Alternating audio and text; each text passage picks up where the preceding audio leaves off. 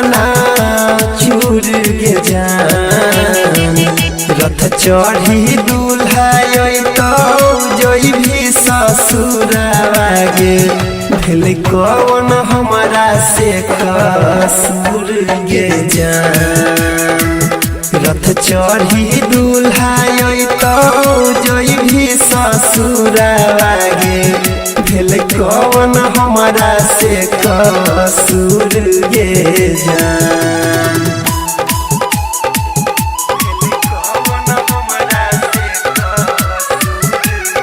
DJ Ranjan बिस्की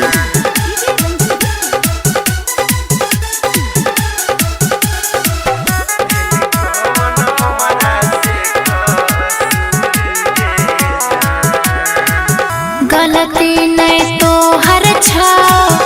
गलती नहीं हमार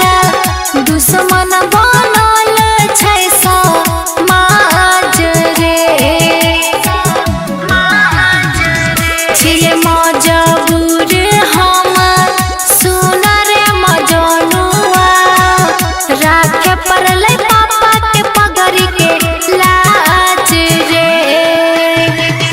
चल जइभी छोड़ी के हमके दूर गे जान रथ चढ़ी दूल्हा तो जइभी ससुरावा गे भेल कौन हमारा से कसूर गे जान रथ चढ़ी दूल्हा तो जइभी ससुरावा गे भेल कौन हमारा से कसूर गे जान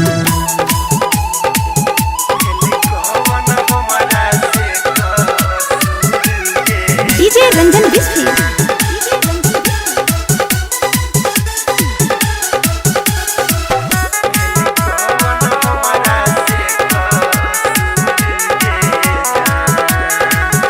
अगला जन्म जब देता विधाता कहिए ने तोरे ने हमर नाता कहल छो ममता सुने रे अनकित अनिल के छुटते साथ रहै नहीं पाता मुहले भी अपन तोइता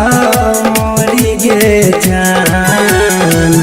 रथ चढ़ी दूल्हा तो जोई भी ससुरावा गे भेल कौन हमारा से कसूर गे जान रथ चढ़ी दूल्हा तो जोई भी ससुरावा गे